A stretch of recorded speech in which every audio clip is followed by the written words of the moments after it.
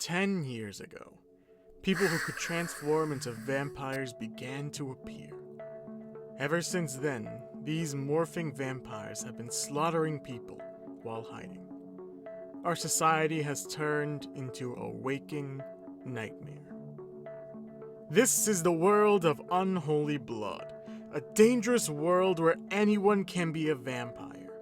We follow Hayan Park, an orphan college girl living with her siblings, and Father Michael, a church pastor. Now, the world of UnHoly Blood is a dangerous place. Sure, there are vampires at practically every corner, but the vampires themselves are incredibly dangerous. Yes, they drink blood like typical vampires, but they also are incredibly strong, possessing inhuman strength, speed, agility, and some special vampires possess unique abilities that make them a force to be feared. But the biggest danger they possess is turning anyone into a vampire. So your friends, co-workers, your family could one day turn into a vampire. However, UnHoly Blood isn't a story about Hayan Park facing the struggles of living in a dangerous world, or a story of her having someone close being turned into a vampire, or even a story of being turned into a vampire. No, this is a story about Hayan Park, one of the only pure blood vampires around. Not a person turned into a vampire, someone born as a vampire. Instead of being a normal vampire, Hayan Park, as a pure blood vampire, possesses immense strength, skills, and even the ability to turn her hair white, which looks amazing. The struggle exists for both humans and vampires, as humans are, understandably, terrified of vampires. But it also means anyone who did become a vampire now lives in fear of being found out. And the same can be said about our main pure blood vampire, Hayan Park.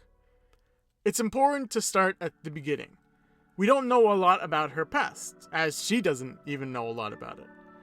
But even though Father Michael knew she wasn't human, he still decided to take her in as a child, as she reminded him of his past failures. Hayan Park had no family. So when Father Michael brought her in and raised her, taught her to stick to the crowd, and generally be a happy person, you can imagine the pain she would feel when a gang of vampires killed him. The Angels of Death, that rule over all the vampires in their country. They are feared for their strength compared to other vampires, often possessing unique abilities like mind control. What? That seems a bit extreme even for vampires. Anyways, the trade-off with vampires is their low lifespan. But to extend it, they need to drink the blood of a pure-blooded vampire. So when they discover that Father Michael is raising and hiding a pure-blooded vampire, they go all out on him. And while he puts up a good fight, it didn't end well. The reason I'm bringing him up so much is because the reason Hayan Park goes on her journey is because of this one event. She wants to follow Father Michael's last wishes, living a good life with her siblings.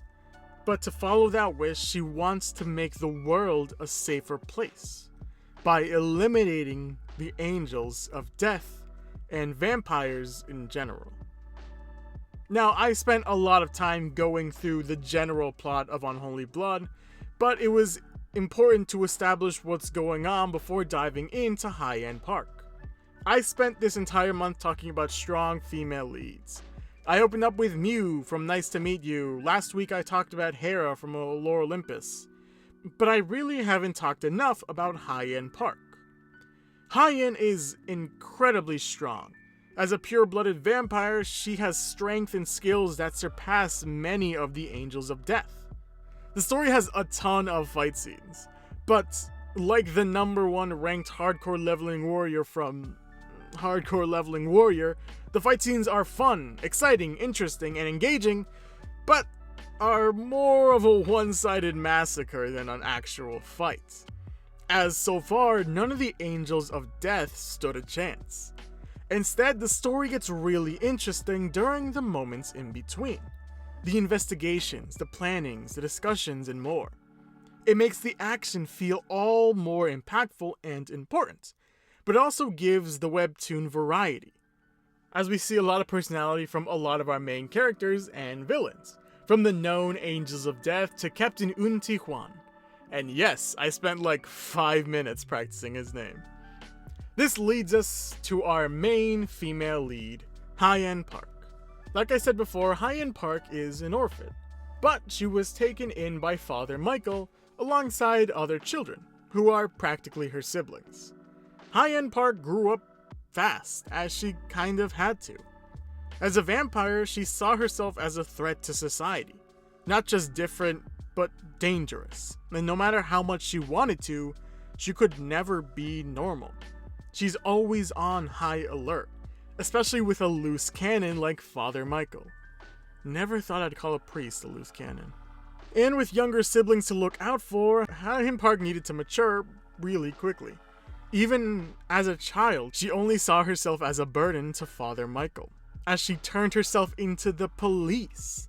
As a child, she saw herself as a problem and didn't want to stress out someone who provided her with a chance to have a nice place to stay, even if it was for a short moment.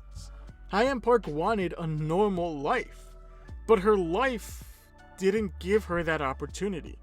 It instead gave her a different one. There's something I need to do, and I want to get started on it right away.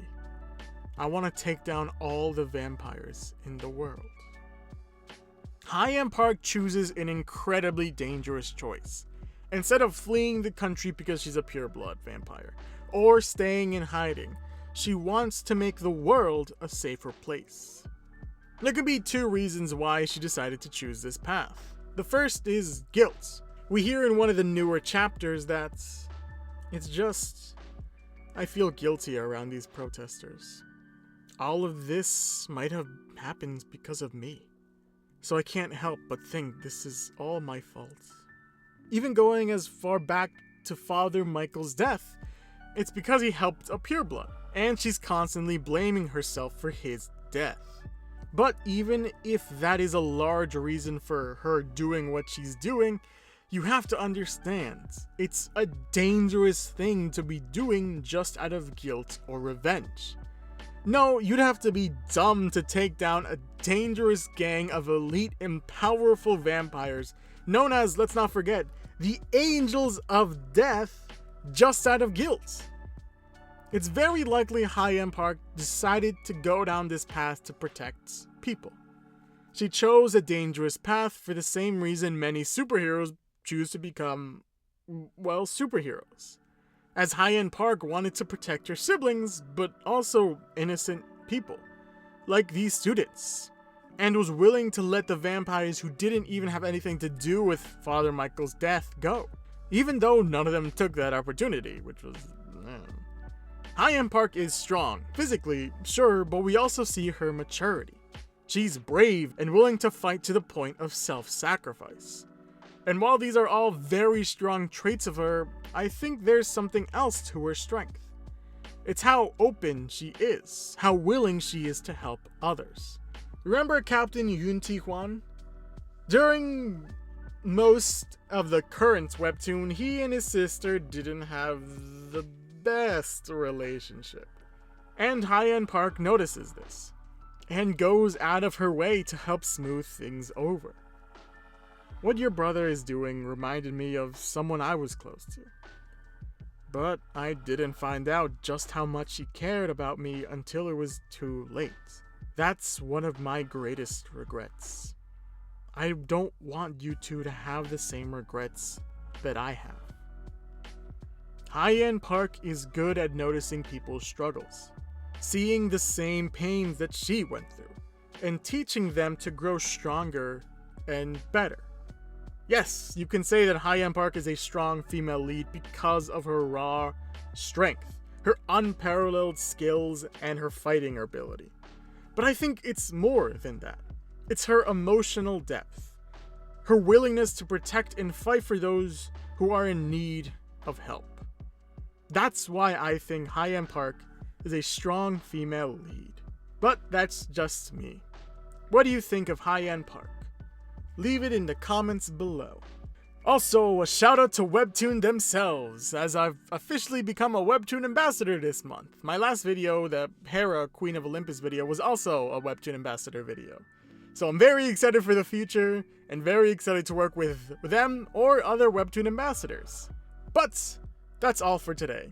So, like always, thank you for watching, and I hope I'll see you next week.